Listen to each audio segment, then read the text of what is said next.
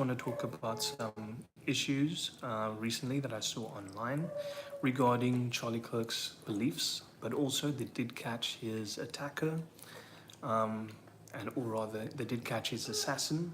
And I want to talk a bit about what I hope to happen for his assassin, as well as harassment that his wife is currently facing.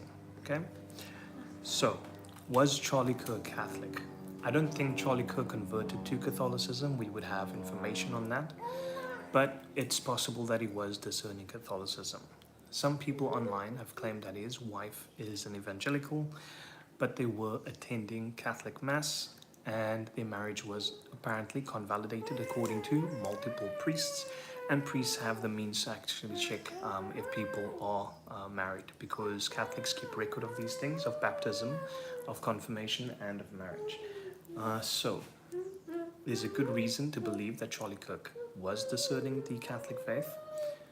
We obviously know he did not convert, but he was obviously attending Catholic Mass with his wife. Also, his attacker was caught, and what I hope to happen for his attacker, who is a young man, is life in prison with mandatory physical labor. Okay? And the reason why I hope this is obviously so that his attacker has the chance to convert to Christianity and to repent of his sins. With all the time he'd have in prison, which would be about 50 to possibly even 70 years in prison, he may have a change of heart and he may actually embrace the Catholic faith. It is not necessary and it is not moral to put someone to the unalivement sentence, especially if there are means where we can preserve their life without harm to other people. So that is my view on it. A lot of leftists online have been celebrating Charlie Kirk's demise, and they've been caught on camera. But a lot of videos have been coming out where these people have been fired from their work because their employers want nothing to do with their evil and wicked behavior. So at least that is a win, okay? That there is consequences for such vastly immoral behavior. What else? Goodness. So a lot of people also have been harassing Charlie Kirk's wife online. And I found this completely shocking that they didn't just leave it at mocking him online. They've also taken to harassing his family and sending mocking messages to them. I find this behavior completely repulsive and evil, and hopefully those people have a change of heart when things settle down. Politics often corrupts people, and this is why we should never let politics get ahead of our faith. Charlie Kirk himself, he said his faith is the most important thing to him, and being a Christian obviously was the most important thing to him that we should remember him for, okay? So this brings up another very important question, okay? As Christians, we see other people, the good in them. We see the humanity in them. We see them as being made in the image of God. We are obligated to love our neighbor, okay, as we would love ourselves.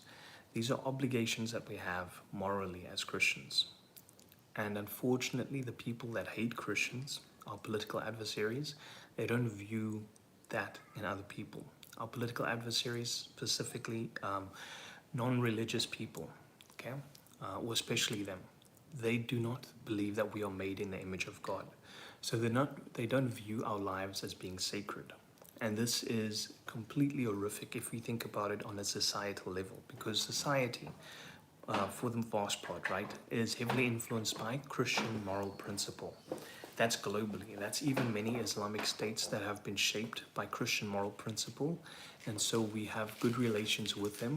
When it comes down to it, we can trade with these people. We can show compassion towards each other and all of that. But now if you're dealing with somebody that is irreligious or adhering to a system where they do not recognize that sacredness of human life, it can cause tremendous danger and social unrest, right?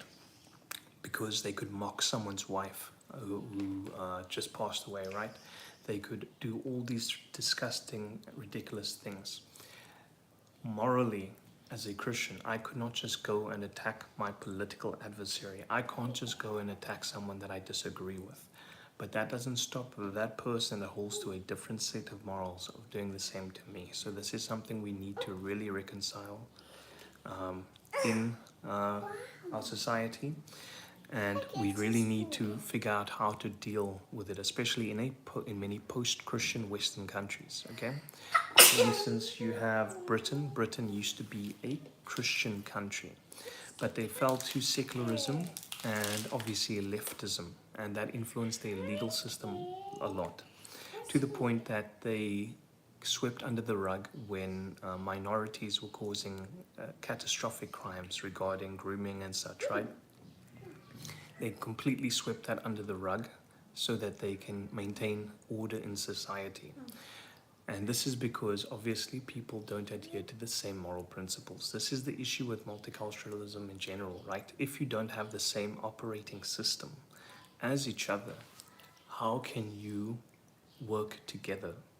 You need to have these same values, the same morals. It is so very important for us to have that, right? And unfortunately, non-Christians do not share in the same morals as us, and to work together will become extremely hard. And so what would happen in future is we would become more divided and isolated from each other, and that would lead to the founding of different little sects or states.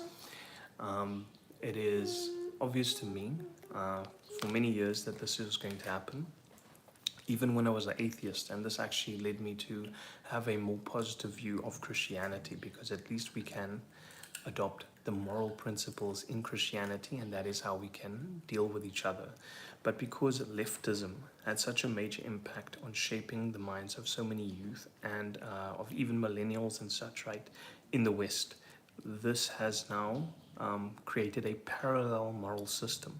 And Charlie Kirk called this assassination culture. So there's assassination culture, okay, present in the world. And how do we deal with that? Those people do not have the same morals. They do not have the same beliefs as us. How do we de-radicalize these radical, non-religious people that have now emerged in society? And this also brings up another issue that I have, which is, I'm sorry, I'm just getting a lot of these thoughts out. This brings up another major issue, right? If we are living in a post-Christian society, it is only a matter of time before one of the other cultures or groups seeks to dominate. And we're already seeing this in many countries, and I won't name the group obviously. Maybe next time in a more direct post about it, because this is related to Charlie Kirk, right? I think recently was on live streams with Apostate Prophet and so forth. So many of you should check that out, just to see what his mindset was regarding different religious groups, okay? So yeah. So how do we deal and how do we de-radicalize people that have fallen into religiousness, that have hateful views of Christians and Christian morality? How do you do that? The only way to do that is to continue to evangelize and to reach out to them. We need to seek to convert non-Christians to our moral system so that we can actually build together, so that we can maintain society and reach out to make the world, and even beyond the world, a better place, right? So this is why it's so extremely important to evangelize and to convert people. Even if you have like an online ministry, it is so important for you to reach out to people, and so that you can at least come to an agreement on certain morals. Because when people are isolated, like this Charlie Kirk attacker was, from different people, and they're in their own little bubble, they become radicalized, right? Because they view Christianity as wicked or evil, they view conservatives as wicked and evil, they see no issue with eliminating their enemies. And so this is something that we need to address, and this is something that we need to tackle immediately. So thank you guys for watching. Have a wonderful day wherever you are. Let me read some of the messages. Hello, greetings, my Russian friend. And greeting, and no English. Okay, fully understand. So I'm in Asia, and predominantly the people in Asia, obviously they don't speak, many of them don't speak English.